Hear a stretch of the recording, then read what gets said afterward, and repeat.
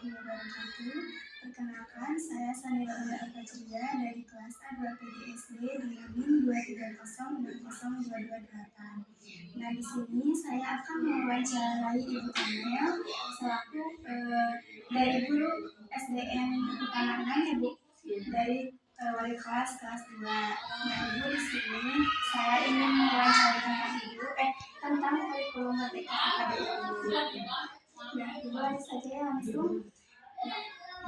Saya ingin tahu nih menurut Ibu apa makna dan tujuan dari kurikulum Merdeka tersebut. Baik, saya jawab. Maka dari tujuan kurikulum Merdeka supaya anak bisa lebih mandiri belajarnya dan tidak hanya berpusat kepada guru. Jadi kurikulum Merdeka ini membuat anak belajar mandiri biar karakter anak terbentuk dari apa yang telah anak pelajari gitu. Jadi lebih ke si anak itu belajar bersama berkembang itu dengan kesesuaian masing-masing. Lanjut Ibu, kalau misalkan menurut Ibu dibandingkan dari kurikulum sebelumnya, ada nggak sih perbedaan dari sisi cara mengajarnya atau cara penyusunannya? Ya, dari kurikulum 13 ya sangat berbeda ya.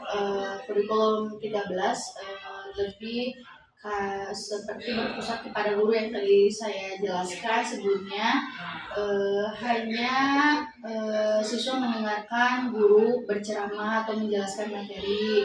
Nah, berbeda dengan kurikulum Merdeka lebih spesifik, membuat anak aktif untuk pembelajarannya dan mau ikut aktif dalam pembelajaran. Biasanya ada kelompok kayak gitu ya, mempresentasikan, lebih fokus kepada peserta didiknya gitu. Jadi kurikulumnya lebih ke si anak itu langsung terjun gitu. Selanjutnya pertanyaan ketiga, bagaimana prinsip penerapan mereka belajar yang terlihat dalam kegiatan belajar di kelas Ibu? Terlihat dari keaktifan siswa tadi pertama, yang kedua kolaborasi siswa bekerja sama, yang ketiga anak lebih percaya diri karena guru tidak hanya menjelaskan pembelajarannya, tetapi anak lebih pemikirannya lebih kreatif, terus apa yang dia pengen ditanyakan dan lebih aktif di suasananya di kelas gitu, lebih hidup gitu. Terus Ibu dalam kurikulum ini ada nggak sih tantangan dalam mengimplementasikannya di sekolah? Ya, banyak sekali tantangannya, terutama guru, karena kan kurikulum itu berubah-berubah ya, walaupun tetap kurikulum Merdeka, tetapi ada revisi-revisinya seperti itu. Paling tantangannya kita sebagai guru lebih mau berusaha untuk mengikuti zamannya, misalnya kayak kurikulum Merdeka sekarang menjadi deep learning, jadi guru harus menyesuaikan, belajar dulu deep learning itu apa untuk supaya anak lebih memahami. Kalau gurunya tidak mengerti, jadi anaknya juga bakal salah tangkap pembelajarannya gitu mungkin. Ibu, menurut Ibu apakah kurikulum mereka ini benar-benar bisa membantu anak berkembang dalam minatnya atau dalam potensinya? Ya, sangat bisa berkembang dan minatnya, karena anak itu lebih percaya diri, lebih mau berbaur sama temennya, kolaborasi, lebih bisa pemikirannya lebih luas, berpikir kritis gitu. Jadi sangat besar. Kan sekarang kurikulum Merdeka ini sudah ada revisinya, kurikulum Merdeka diterapkan. Nah, apakah sekolah ini sudah menerapkannya? Kurikulum 24 dulunya masih kurikulum Merdeka, ya, tapi menggunakan pendekatannya pembelajaran mendalam. Kalau kurikulum 2024 Belum. Kalau misalkan ibu di sekolah ini belum menerapkan kurikulum revisi itu, nah apakah ibu pernah mendengar tentang kurikulum revisi 2024 ini dan apa pendapat ibu mengenai kurikulum tersebut?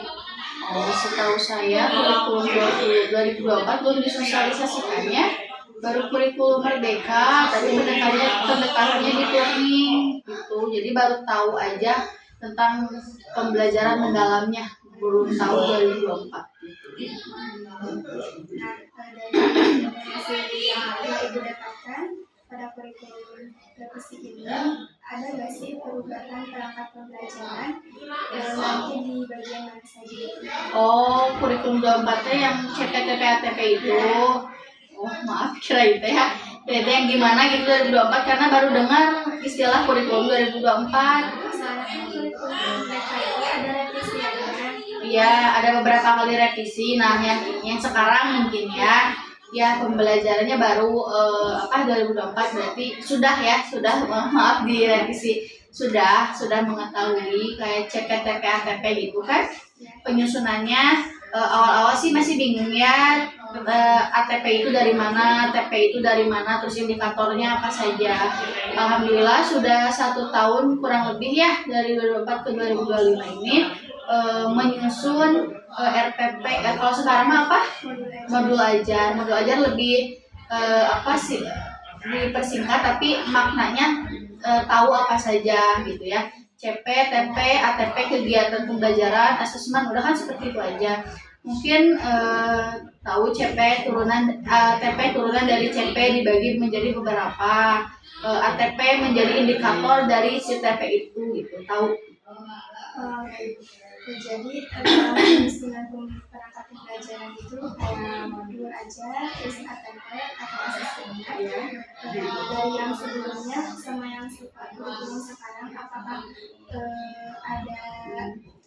ada yang harus disesuaikan? Ya, ada beberapa yang dikurangin, ada yang ditambahin gitu. Misalnya CP-nya itu ada 4, nah sekarang dipersingkat jadi 3 gitu. Jadi lebih berubah sih, lebih enak yang sekarang gitu karena tidak banyak juga bisa lebih memahami isi dari CP tersebut. Ya. Soal dari sekolah ini ada nggak sih kebutuhan atau pelatihan untuk bapak ibu gurunya menyesuaikan dengan kurikulum tersebut? Ya, tentunya ada. Kita kemarin di HT ya Pergubus tentang masalah kurikulum Merdeka yang 2024 ya yang nggak tahu ya istilah apa pokoknya terbaru aja mungkin ya gitu. Ya penyusunan CP, TP, ATP itu seperti apa, terus pergugus, per kelas, per fase A 1 2 dan seterusnya. Penyusunan bisa gitu mengikuti pelatihan kurikulum yang terbaru. Ada ya ada dukungan. Kalau misalkan ibu boleh milih nih, ibu lebih suka perangkat pembelajaran yang sudah ada atau perangkat pembelajaran yang terbaru? Perangkat pembelajaran yang sudah ada. Ya, karena lebih gampang, kita tidak usah repot-repot mikirin harus apa ya. Jadi kita tinggal ATP amati, tiru gitunya, tapi harus diubah gitu aja. Nah, itu kan dari kurikulum Merdeka ini ada hal kayak prima, terus asesmen autentik, sampai pembelajaran digital. Nah, terus saya ingin menanyakan tentang penerapan proyek profil pelajar Pancasila di sekolah ibu atau di kelas ibu. Ya, P5 mungkin ya disingkatnya.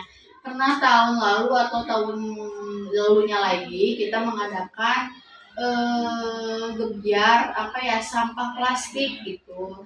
Jadi anak-anak itu pelimpah kalau nggak salah disingkatnya pokoknya tentang sampah plastik.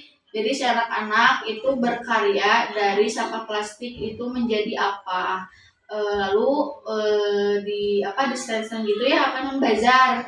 Jadi boleh ada yang beli. Jadi hasil karya anak-anak gitu. Jadi Tentang anak-anak pelimpah. lebih berkreatif. Iya, kreatif. Ya, kayak gitu pelimpah. Nah, terus Ibu, kalau misalkan dari penilaian belajar nih, kalau misalkan penilaian pembelajarannya memakai asesmen autentik, nah contohnya kayak gimana tuh? Autentik teh artinya kayak mengetahui dulu si anak itu teh belajarnya gimana, atau asesmen awal kayak gimana sih autentik? Iya, dengan asesmen awalnya. Ya, asesmen awalnya iya, kita sebelum belajar paling kalau nggak salah di tahun ajaran baru kita itu sebagai guru harus mengetahui anak itu kayak gimana gitu. Jadi kita membuat asesmen awal seperti contohnya pelajaran bahasa Indonesia, anak ini udah bisa baca belum gitu. Jadi anak ini menulis, apalagi kan di kelas bawah mah ya, ada yang bisa baca, ada yang belum. Nah, kita paling dites gitu, dites lisan atau dites baca juga gitu, biar anak mengetahui gitu. Jadi kekurangannya di mana dan kelebihannya gimana gitu. Terus Ibu kan sekarang itu ada pembelajaran berdiferensiasi. Nah, bagaimana sih Ibu dari mengatur kegiatan diferensiasi tersebut? Ya, paling di sela-sela waktu pembelajaran aja ada di ini sedikit diferensiasinya kelompokkan gitu. Jadi sama aja sih sebetulnya, cuman hanya lebih membedakannya istilahnya saja. Kalau pas terjun di lapangannya waktu ketika kita ngajar sebetulnya itu ya berdiferensiasi kan per kelompok atau dibedakan yang kemampuannya rendah atau kemampuannya bagus itu dikhususkan mungkin ya sudah dilaksanakan. Sekarang kan banyak yang mulai menggunakan pembelajaran berbasis media digital. Ya. Apakah di kelas Ibu juga sering memakai teknologi untuk pembelajarannya? Tidak sering, tetapi hanya yang misalnya pembelajaran yang harus menggunakannya saja. Misalnya di buku ini tidak ada nih penjelasan mengenai lambang Pancasila gitu ya. Cuman hanya gambarnya saja. Jadi anak-anak kurang memahami bisa memakai video pembelajaran pakai Infocus gitu di kelas, bisa memutar video-videonya supaya anak lebih gampang menyerap materi yang dipelajarinya. Nah, ini yang pertanyaan terakhir nih, dari semua hal yang tadi menurut Ibu apa sih isu yang paling penting atau menantang di penerapan kurikulum?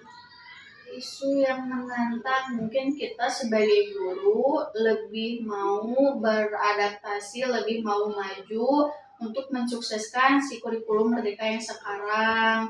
Seperti yang tadi ya disampaikan, kita sebagai guru harus lebih update diri gitu ya, untuk si peserta didiknya bisa belajar yang menyenangkan juga gitu mungkin tantangannya juga harus jadi kita harus si anaknya menyesuaikan saja itu tantangannya ya. Nah, Ibu, sekian wawancara dari saya. Makasih banyak atas waktunya dan jawaban yang diberikan. Semoga bermanfaat bagi saya. Amin. Ibu, makasih.